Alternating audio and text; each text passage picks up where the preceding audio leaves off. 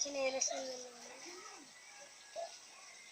Malinaw pa lang camera niya ng cellphone. Sinasarado niyo. Kadiri. Itlog, oh. Baka madami naman. Marami. Ulo mo yung cellphone niya, Ate Sita, sa loob nila. Uy, kadiri, itlog. Yung kadiri Itlog tayo. yung kahoy yan. Lalabas siya. Ilan? Isa lang. Wala kasi daw ang tao doon, Mon. Sino? Yung cellphone ni Ate Sita, tanggalin mo daw doon. Langgam. Ang laki. Mon! Ang wala, tanggalin mo wala. Ano?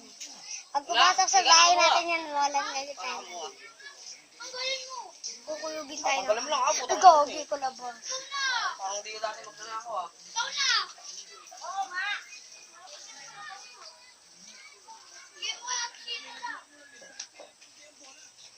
Ang daming babae. Ala! Galing! Ang daming babae. Nakaganon sila. Di ba pagka may ganon, merong nagdadasal sa Diyos, tapos may nagpapaagaw ng pagkain, wala. Yung, saan? Kaganino yung mga dumadaan doon. Yung mga dumaan, kaganino, dalawang babae. Sumasayaw yun sa gitna, tapos... Kinakalkal niya yung kahoy. Ayun na Uy, yun. gogi. Kinakagat niya eh. Yun na, malapit na lumabas yung din. Ano yun, anak niya? Buki.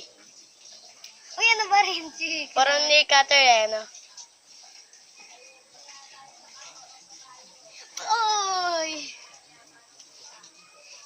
Pinapalabas ni Daddy yung anay. Pag tayo nawalaan ng bahay. Nawala ng bahay.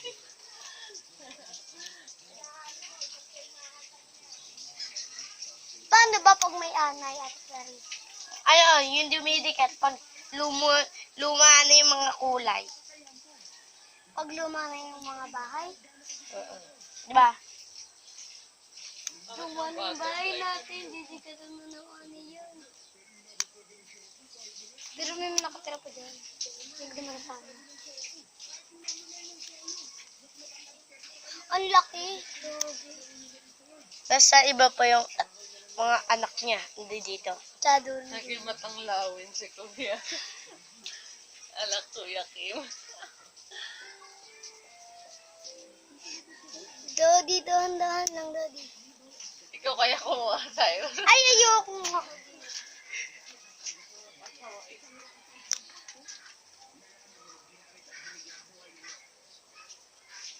Yung mga anak nyo.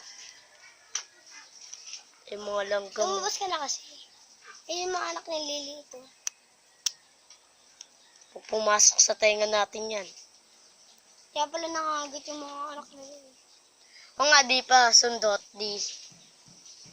Wow, sundot. Di mo naman tanong